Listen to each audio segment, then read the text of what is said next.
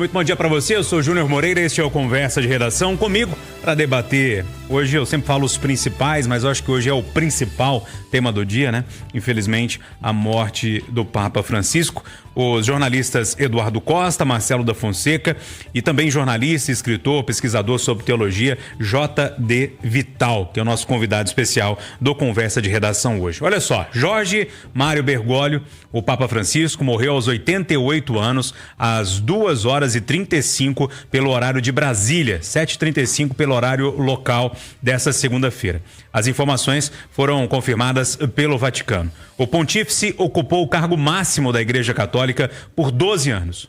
Papa de hábitos simples que lutou para mudar a igreja, o primeiro pontífice latino-americano, e me parece que vai demorar a aparecer outro, deixa um legado de tolerância e acho que acima de tudo diálogo, né? Ele promoveu reformas importantes, acolheu minoria ou minorias e priorizou os pobres. Afinal, Eduardo Costa, o nome dele, né? A escolha do nome como Papa Francisco já indicava muita coisa. Bom dia para você. Bom dia para todo mundo. Eu vou me ater aqui a questões bem pessoais, porque para falar do Papa, para falar do Vaticano, do processo sucessório, nós temos um especialista com E maiúsculo aqui, que é o J.D. Vital. Eu acordei de madrugada e tal, eu fiquei triste com a notícia. Ô Júnior, eu sei que eu já contei isso aqui algumas vezes, que me desculpe um ouvinte de Itatiaia de repetir, fica até parecendo ostentação, mas não é não. É que eu tenho o privilégio de dizer que eu apertei a mão de Chico Xavier, lá nos idos de 78, 79, em Pedro Leopoldo, e eu apertei a mão de João Paulo II, com quem eu viajei, né? Aquela histórica terceira viagem dele ao Brasil, que eu fui lá pela Itatiaia e vim no avião dele. E eu tinha uma esperança, sabe? Um desejo de, não sei se abraçar, porque acho que ele não é muito chegado a abraço, mas pelo menos tocar no Papa Francisco. Porque são as três pessoas, eu digo isso sempre, as duas pessoas que me fizeram sentir um calafrio. Da C1, você sabe o que é C1, né? A primeira vértebra lá no pescoço, da né? cervical, né? Até a L6 lá embaixo, que é a última. Aqui é a última. Aqui dá uma hérnia que dói, né? É a que faz. No caso, mais é L4, L5. É L4, L5, é verdade. Duas pessoas me fizeram ter um arrepio de cima e baixo. Chico Xavier e João Paulo II. E eu acho que eu teria a mesma sensação com o Francisco, sabe? Estou muito triste de não ter tido essa felicidade de chegar perto dele. E também outro pessoal, mas eu tenho que contar, é que a minha mulher sempre quis ver uma audiência papal. Sempre quis. E quando foi no começo do ano passado, eu falei, cara, assim, ó, esse padre tá caminhando para uma idade, né? Mais complicada, nós não podemos adiar mais. E fomos. Fiz coincidir com o aniversário dela em maio, nós fomos lá assistir uma audiência papal. E de longe ela falou assim, ó, se deixasse para ver o que vem, é capaz de a gente não encontrar. Ontem, Júnior, quando eu vi lá naquela cadeira de rodas, com o semblante dele, eu falei assim, engraçado. A gente tem que entender o sentido da finitude, né? Nós todos vamos embora. Nós todos vamos embora. Quer dizer, ele estava, não sei se a palavra é delfiano, mas ele estava indo aos poucos. E o que é melhor, né? O que é bom para ele, eu espero que seja assim comigo, sem medo. Sem medo, ele não tem medo. Mas um cara que vai deixar saudade, sabe? Eu me permito, viu, santidade? Carinhosamente chamado de cara, porque o senhor é assim. Um argentino que nos fez esquecer a rivalidade. Eu nunca vi um brasileiro falando mal do Papa porque ele é argentino. De jeito nenhum. Um cidadão que se preocupou com as minorias, especialmente com o público LGBT, que enfrentou aspectos dolorosos e nefastos dos bastidores da igreja, sobretudo ligados à questão sexual, e que estava sempre disposto a dar um sorriso, né? É importante que alguém sempre espalhe sorrisos, ou como diria a Ave Maria das 6 da Itatiaia, quando você joga perfume para o ar, inevitavelmente algumas gotas vão cair sobre você. Fechando a prosa, eu vou sentir saudades do Francisco. Deixa eu receber aqui também o jornalista, escritor, pesquisador J.D. Vital, que gentilmente aceitou o nosso convite nessa manhã de feriado, nessa segunda-feira, para conversar e nos ajudar a entender melhor tudo isso que está acontecendo, que vai acontecer a partir de agora. J.D., seja bem-vindo, bom dia. Como é que você viu esses últimos dias de Francisco, as repercussões até agora? Bom dia, seja bem-vindo. Bom dia.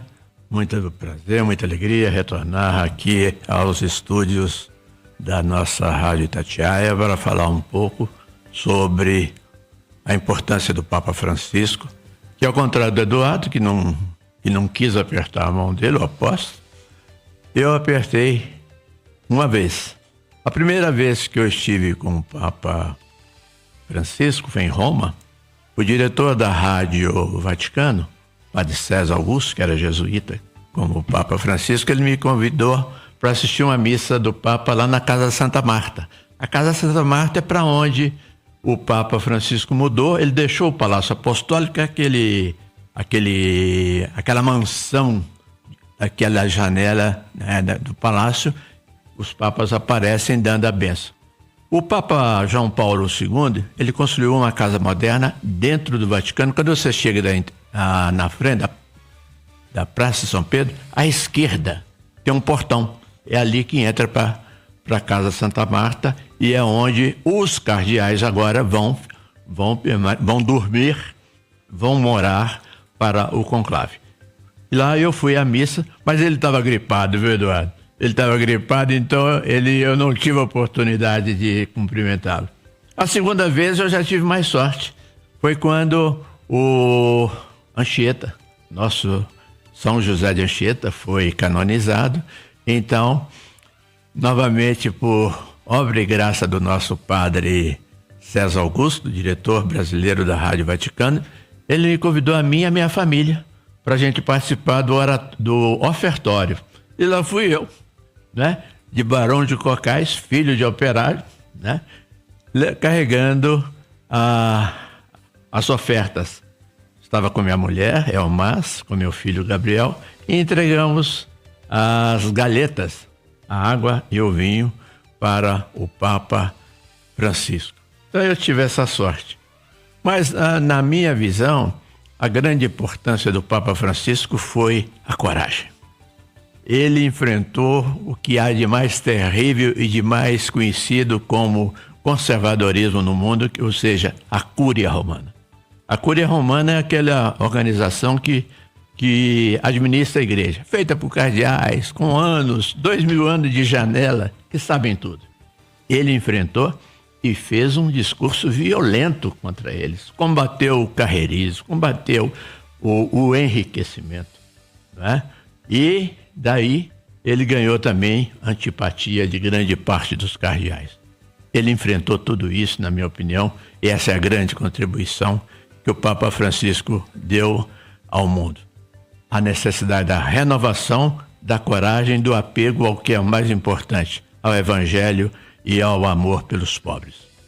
Ô Marcelo da Fonseca, queria te ouvir também. A notícia chegou pra gente aqui no meio da madrugada, né? 7h35 lá no horário de Roma, né? Bem cedinho lá, enfim, os cardeais já anunciavam a morte do Papa. Bom dia para você, além de, lógico, de Papa, né, o chefe maior da Igreja Católica, era também um chefe de Estado, né? E a gente precisa falar de política aí também, porque todos os membros da política pelo mundo estão tweetando, mandando mensagens, lamentando a morte do Papa. Bom dia, Júnior. Bom dia, amigos do Conversa. Bom dia a todos os ouvintes. Um dia triste, né, Júnior? Pelo que representa o Papa Francisco, por tudo que ele simboliza, né? Por tudo que ele trouxe para a igreja, né? Eu acho que é muito importante. Eu tive a sorte, o privilégio também, Jorge, de participar, de assistir uma missa do Papa Francisco lá na igreja de São Pedro, e é impressionante, foi um dos dias mais emocionantes da minha vida, né? Eu acho que eu só próximo ali, talvez só o dia que o Galo ganhou a Libertadores, viu, Edu? Mas assim, foi realmente um momento muito emocionante, e como que é possível ver a simplicidade do Francisco? Né? O Papa Francisco tinha uma simplicidade, um jeito de tratar os fiéis, de acompanhar, de andar no meio, né, do público, que assim, que chama muita atenção. E eu acho que a importância dele é colocar de novo a igreja, né, na boca do povo, vamos dizer assim. A igreja católica, nos últimos 10, 20 anos, antes do Francisco, ela se distanciou um pouco, né? A sociedade mudando muito, de forma muito rápida, e a igreja sempre teve um papel de reflexão, de diminuir um pouco o ritmo para avaliar essas mudanças, só que foi se distanciando um pouco do que a sociedade estava vivendo. O Papa Francisco conseguiu, com a simplicidade dele, trazer de volta o povo, o interesse do povo pela igreja. E isso é, assim, um legado muito importante que ele deixou. Acho que vai fazer muita falta, principalmente se a gente for pensar o que vai acontecer a partir de agora, né? Eu não sei se essa turma que o Papa Francisco irritou na igreja, esses inimigos, né, que ele criou internamente, que ele desagradou com o jeito dele de ser, vão, né, conseguir impor talvez um Papa mais linha dura, né, que eles chamam, o que pode ser muito ruim para a igreja, pode voltar a afastar a igreja dos fiéis. Então vamos torcer para que a igreja já, né, não vá para o outro lado, né, não vá para o outro, não siga um outro caminho. E na política, Júnior, é até curioso que ontem eu estava assistindo o filme do Conclave, é impressionante como que a política também influencia, né, na escolha, como que... Pau quebra! Como que isso nos bastidores, né, como que o jogo é pesado e... como que isso pode, o próximo passo pode ser muito afetado pela política. Vamos aguardar aí para ver como que isso vai ser essa decisão. Ô Júlio, permita-me provocar aqui o querido Vital por favor, com a seguinte questão. Ô Vital, você falou de coragem, eu falei de proximidade, Marcelo falou de simplicidade. Cada um de nós é cada um. Agora, dependendo de onde a gente foi criado, a gente tem um temperamento. Por exemplo, o antecessor de Francisco, Bento XVI, Ratzinger, é um alemão. E como tal, fechado, era, né? Fechado. Dizem, você deve confirmar isso, que era um dos grandes intelectuais dele, um cara estudioso, cabeça, bom demais. A simpatia, o carisma não era o forte dele. Considerando que nós não vamos ter, Vital, nos próximos 1000 anos, que eu acho, e você 2000 anos, um latino-americano lá de novo, com esse jeitão Francisco de ser, a tendência é a igreja perder mais ainda proximidade com o povo, já que João Paulo II e Francisco só dão uma vez uma safra na vida? É verdade. Eu acho que vai ser uma sucessão muito complicada. Vai ser um angu de caroço, como diz o meu amigo, padre José Cândido da Silva, que é meu guru. Eu ligo para ele para saber como é que está o ambiente nesses momentos. Eu vejo o seguinte: a igreja, em momentos de crise, ela tem 2 caminhos. Ou ela escolhe um diplomata, ou ela escolhe um santo. Nos 2 últimos casos, ela escolheu primeiro um diplomata, que foi o Ratzinger, que estava enfrentando a questão da teologia da libertação, é isso mesmo? E que a igreja estava condenando por considerar que, na teologia de libertação, o uso do marxismo como forma de análise política estava prejudicando o evangelho. No segundo caso, a igreja escolheu um santo, que foi o Francisco, com o que nós todos parece concordamos. Era um homem, ao invés de ser um grande teólogo, como o Papa Ratzinger, que era o Panzer, né, o Papa Panzer alemão, escolheu um Papa latino-americano, um Papa jesuíta, preocupado em trazer o povo para dentro da igreja novamente, para a proximidade. Agora, quem vai ser escolhido? Se você escolher um Papa diplomata, aparece aqui o nome do cardeal secretário de Estado Pietro Parolin. Esse é o que mais se fala, né, até agora, né? É o homem que conhece tudo e tem uma virtude. Ele foi núncio apostólico na Venezuela, então no nosso caso ele fala o portunhol. Mas é um homem da experiência, ele estudou no colégio do Vaticano para que forma diplomatas. É um homem que conhece bem a questão política, é um homem capaz de enfrentar a figura número 1 da controvérsia e da turbulência no mundo, que se chama Donald Trump. Então, um homem preparado para isso. Agora, se a igreja quiser um profeta, tipo João Paulo II, na minha visão, ela teria que escolher um Papa Negro. Aí seria uma grande revolução. Mas, infelizmente, o Papa Negro de maior projeção, na minha opinião, é o cardeal Winston Gregory, é um cardeal americano, primeiro Papa afro-americano, que é cardeal de Washington. Mas ele está com 78 anos. Então não dá. Então, os vaticanistas estão caminhando para 2 nomes. Um é o cardeal Luiz Antônio Tagle, de Manila. Ele é filipino, não é? E o outro é o cardeal Giorgio Marengo, mais jovem. Ele é cardeal da Mongólia, a menor diocese do mundo. Tem meia dúzia de católicos lá na Mongólia. Vamos ver o que vai ser, o que pode acontecer. Tirando os nomes, né, que são nomes de quem realmente conhece o Vaticano, que vai saber citar e tal. Eu ouvi falar primeiro nesse italiano, que você falou, Vital, que é vamos dizer assim, traduzindo para a política nossa aqui do dia a dia, um homem mais de centro, vamos dizer assim, que vai conseguir caminhar para os dois lados. E o outro citado, Eduardo, é um americano, né, dos Estados Unidos, que é um homem ultraconservador. E aí a gente vai poder ver uma briga, não sei se é briga eu posso dizer, mas uma disputa talvez, entre mais uma vez o conservadorismo com o progressismo, alguém de centro, e aí simplificando mesmo para a nossa briga do dia a dia aqui da política.